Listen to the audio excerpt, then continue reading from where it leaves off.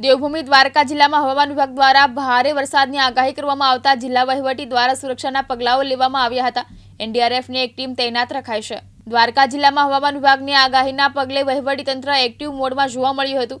રાજ્ય સરકારના આદેશ મુજબ દ્વારકા જિલ્લામાં એનડીઆરએફની એક ટીમ હાલ સ્ટેન્ડ બાય રાખવામાં આવી છે। ત્યારે દ્વારકા જિલ્લાના કલેક્ટર જીટી પંડ્યા દ્વારા લોકોને અપીલ કરવામાં આવી હતી કે હાલ ચોમાસાની મોસમ ચાલુ હોય ત્યારે દરિયામાં ભારે કરંટ હોય અને મોજા ઉછળી રહ્યા હોય ત્યારે લોકોએ દ્વારકાના દરિયા કિનારે કે ગોમતી ઘાટ પર કે ભડકેશ્વર મંદિર નજીક સેલ્ફી લેવા માટે કે સ્નાન કરવા માટે નહીં જવા અનુરોધ કરાયો છે।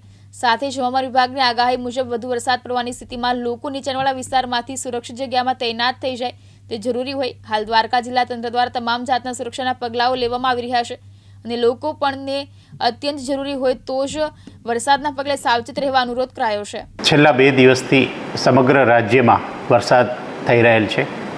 આપણા દ્વારકા જિલ્લાની વાત કરીએ તો દ્વારકા જિલ્લામાં આ મોન્સૂન દરમિયાન દ્વારકા તાલુકામાં 2 થી 3 ઇંચ, ખંભાળિયા તાલુકામાં 12 થી 15 ઇંચ, કલ્યાણપુર તાલુકામાં 2 ઇંચ અને ભાણવડ તાલુકામાં 4 થી 5 ઇંચ જેટલો વરસાદ પડેલ છે।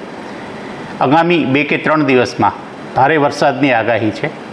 આ માટે રાજ્ય સરકાર દ્વારા દ્વારકા જિલ્લાને એનડીઆરએફની એક ટીમ પણ ફાળવી દેવામાં આવી છે, જે આપણે તેમનું લોકેશન દ્વારકા ખાતે રાખેલું છે।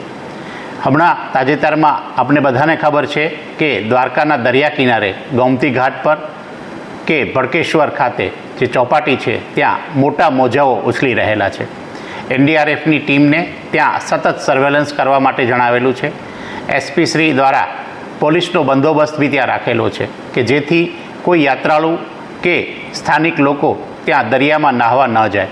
આ પ્રસંગે હું દ્વારકાના લોકોને અને તમામ પર્યટકોને ખાસ વિનંતી કરું છું કે હાલમાં દરિયો તોફાની હોય તેમજ ભારે વરસાદની આગાહી હોય તેઓ કોઈપણ દરિયા કિનારાના વિસ્તારની મુલાકાત ન લે। ખાસ કરીને દરિયામાં નાહવા કે સેલ્ફી લેવા માટે નજીક ના જાય।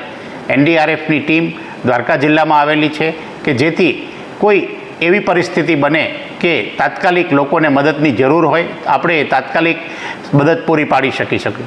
તમામ સાધન સામગ્રી સાથે એનડીઆરએફની ટીમ હાલમાં દ્વારકા ખાતે મોજૂદ છે। જયસુખ મોદી, દિવ્યાંગ ન્યૂઝ, જામખંભાળિયા, દેવભૂમિ, દ્વારકા।